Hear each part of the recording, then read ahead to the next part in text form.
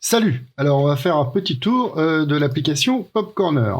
Il faut savoir qu'à la base elle est quand même prévue essentiellement pour le mobile, mais elle marche aussi sur PC. Donc il n'y a pas de problème, hein. Il suffit de se rendre à l'adresse https popcorner.games. Donc sur mobile comme sur PC, vous pouvez installer l'application sur votre appareil. Donc sur PC, il y a le petit plus dans la barre d'URL qui va s'afficher, qui vous permet d'installer l'application. Et sur mobile, en bas, vous aurez un petit pop-up qui vous demande de l'ajouter à l'écran d'accueil. Hormis ça, n'oubliez pas d'activer les notifications et d'accepter les cookies. On commence le petit tour d'horizon. Alors, Popcorner, qu'est-ce que c'est ? C'est une application de ciné et de série dont la fonction principale n'est pas encore disponible, mais on en reparlera un petit peu plus tard. Vous pouvez vous connecter ou vous créer un compte. Donc, soit vous utilisez un compte existant, un compte Facebook ou Google, et vous pouvez aussi vous enregistrer avec votre adresse mail. Une fois que vous êtes enregistré, vous pouvez modifier votre pop tag qui servira plus tard. Vous voyez aussi qu'il y a une barre d'expérience.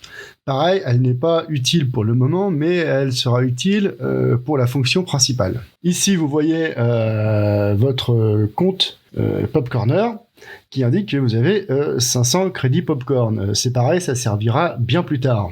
Pour le moment, on va faire le tour des fonctions existantes et on va parler un petit peu des fonctions à venir. En arrivant sur la page d'accueil, vous verrez que l'encadré ici, il va changer. Ça va être cette vidéo-là qui va être à cette place-là. Donc pour le moment, la page d'accueil, elle sert à voir les dernières sorties cinéma, ce qu'il y a actuellement en salle, et les épisodes des séries qui sortent aujourd'hui. On va commencer déjà par expliquer vite fait les menus. Donc pour le moment, disponible, et il n'y a que ça, donc les mentions légales, voilà, la politique de cookies, tous les trucs qui servent à rien.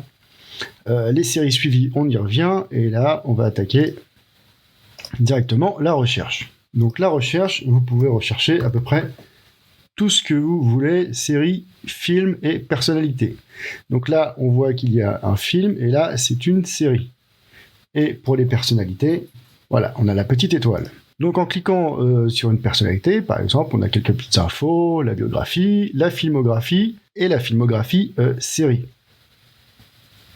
Vous avez les images et les images de films.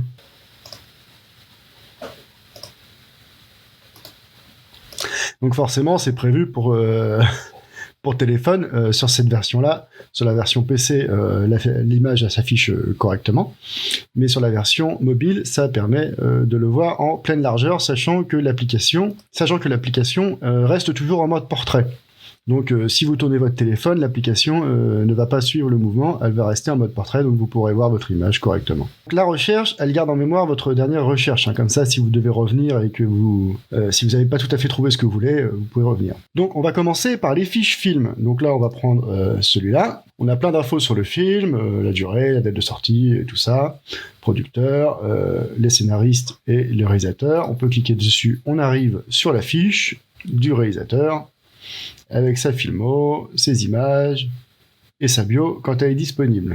Et quand vous êtes connecté, vous pouvez déclarer si vous avez vu le film. Donc si vous l'avez vu, ça vous donne un petit point d'expérience et ça servira pour la suite. Il y aura d'ailleurs un menu ici qui vous permettra de retrouver les films que vous avez vus avec quelques petites stats rigolotes. Donc pour le moment, les films, ça se limite à ça. C'est déjà très bien si vous voulez juste avoir des infos sur les films, vous voulez rechercher quelque chose. Voilà, vous avez tout ce qu'il faut. Concernant les séries, voilà, donc je recherche ma série. Voilà, je l'ai là. Alors, la différence avec les films, c'est qu'on peut naviguer dans les saisons.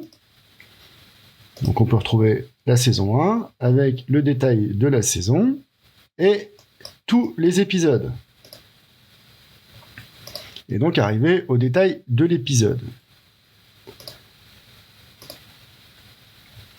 Alors, suivre la série, ça sert à être notifié de la sortie d'un nouvel épisode. Si vous avez activé les notifications, elles arrivent sur votre bureau ou sur votre smartphone, elles n'arrivent pas dans l'application. Pas encore, mais elles arrivent sur votre téléphone ou sur votre bureau, sur votre PC. Donc, si vous suivez, vous allez être notifié des derniers épisodes. Mais aussi, vous allez retrouver dans le menu série suivie, là, épisodes à regarder, les prochains épisodes à regarder. Donc là, j'ai mis que je voulais suivre Glow et j'ai pas encore validé d'épisode. Donc je vois que j'en suis à l'épisode 1, saison 1. Imaginons par exemple, j'ai vu le premier épisode, je vais aller directement sur l'épisode et j'ai vu cet épisode. Là, je me retrouve à voir l'épisode 2 de la saison 1, la suite que je dois voir. Donc là, je me retrouve à devoir voir le deuxième épisode de la saison 1. Mais Glow, il se trouve que j'ai vu les 2 premières saisons, mais pas la 3e. Donc là, pour faire plus simple, je valide toute la série, je vais directement sur la saison 3, et je retire cette saison-là. Comme ça, normalement, mes épisodes à voir, c'est la saison 3, épisode 1 de Glow. Il me reste plus que 10 épisodes, donc ce qui équivaut à la dernière saison. Voilà, donc parce que c'est pratique si vous devez renseigner des séries qui sont un petit peu longues, genre Simpsons, si vous avez le courage de le faire. Valider toute la série, la suivre, mais se dire, non, voilà, moi j'ai validé toute la série, mais voilà, la dernière saison, je l'ai pas vue. J'ai vu que le premier épisode. Voilà. Et là, du coup, je me retrouve au Simpson 31, épisode 2.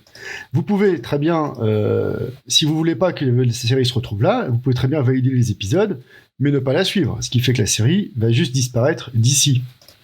Et donc moi, je vais pas déclarer que j'ai vu la série, donc là, pour repartir de zéro, hop, je fais comme ça, c'est plus rapide. Vous voyez qu'une série comme ça vous rapporte pas mal de points, parce que si vous voyez toute la série, là, ici, niveau de mon niveau, j'ai directement pris 3 niveaux. Voilà, donc là, je suis reparti, je n'ai pas vu les 666 épisodes des Simpsons. Alors, pour des raisons pratiques, j'ai exclu les épisodes spéciaux du compte des épisodes, hein. Parce que voilà, c'est un peu spécifique et des moments, il peut s'agir dans les saisons spéciales des épisodes de Noël dans le cadre des Simpsons, mais ça peut très bien être des reportages ou des choses comme ça autour de la série. Donc je les ai exclus du compte. Je ne compte que les saisons canon. Donc ça, c'est pour les petites fonctions déjà actives sur Pop Corner. Qu'est-ce que j'ai regardé ? Hop, moi j'ai commencé Watchmen. Alors je mets que je vais suivre la série, et donc pour le moment, seul l'épisode 1 a été diffusé sur OCS. Alors je vais valider cet épisode. Comme ça, je sais qu'il me reste l'épisode 2, et si jamais j'oublie qu'il sort le lundi, je recevrai la notification lundi ou dimanche soir, qui me dira « Attention, nouvel épisode de Watchmen sorti ». Vous avez pu remarquer que sur les films et les séries, on a les infos et compagnie, on peut se connecter à son compte, mais on peut pas laisser d'avis ou de commentaires ou de notes sur les films. Pourquoi ça ? Parce que tout ça, ça va faire partie de la fonction principale de Pop Corner, parce que toutes les fonctions qu'il y a là, c'est juste du bonus. C'est parce qu'on a besoin de récupérer les films, les séries, les épisodes pour faire marcher cette fonction principale. Donc, quitte à les avoir sous la main, autant qu'elles servent. Alors, les informations des films et des séries, elles proviennent d'un service tiers et américain. Donc, des fois, il se peut que les dates correspondent plus aux dates américaines qu'aux dates françaises. Moi, j'ai toujours eu envie d'avoir mon petit truc pour suivre les séries. J'ai trouvé quelques applications, mais souvent un peu fat et blindées de pubs. Là, sur Pop Corner, il n'y aura pas de pub. En tout cas, pas dans l'application comme ça. Donc, on va essayer de parler vite fait de ce petit système, sans trop en dire, parce que je veux laisser la surprise. En tout cas, sachez que le système, pour noter un film, une série, laisser son avis, il va utiliser votre expérience, votre portefeuille virtuel, votre monnaie virtuelle, et fera sans doute appel à vos amis, parce que vous allez pouvoir aussi renseigner vos amis dans l'application. Alors c'est à ça que servira le PopTag, c'est qu'il faudra, un peu comme sur le Battle.net de Blizzard, ou sur le code ami de Nintendo, renseigner le PopTag complet. On ne pourra pas faire de recherche parce que déjà d'origine, si vous vous connectez avec un compte Facebook ou Google, votre PopTag d'origine sera votre nom et votre prénom ou votre pseudo, sans le dièse et le numéro. Et tant que vous n'avez pas de dièse et de numéro, vous n'êtes pas recherchable dans l'application. Donc comme ça, c'est vraiment quand vous avez décidé de mettre votre pop tag, vous pouvez être recherché par vos amis s'ils tapent le truc complet, pas juste votre pseudo sans le dièse et tout ça. Parce que il faut que ça reste un truc entre potes. J'espère que ça arrivera très vite. Je bosse dessus. Je vais faire une petite pause parce que j'ai besoin de faire des éléments graphiques justement pour cette partie-là.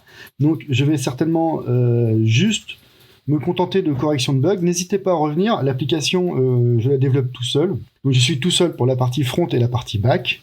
Ça veut dire que je suis soumis aux erreurs, mais je peux prendre en compte aussi toutes vos remarques. Je peux tout modifier, tout refaire. Enfin, peut pas tout refaire, faut pas déconner. Ça utilise pas un logiciel existant, tout est parti de zéro, j'ai tout créé. Voilà. Sauf les données, forcément. Donc voilà, je vous dis à bientôt pour un nouveau devlog. N'hésitez pas à utiliser l'application et faire vos retours. C'est une première version, c'est pas une version complète. Donc faut pas hésiter. Hein. Pour l'instant, il y a que moi qui l'utilise. Moi, je sais comment elle marche, donc forcément, les bugs, je les vois pas forcément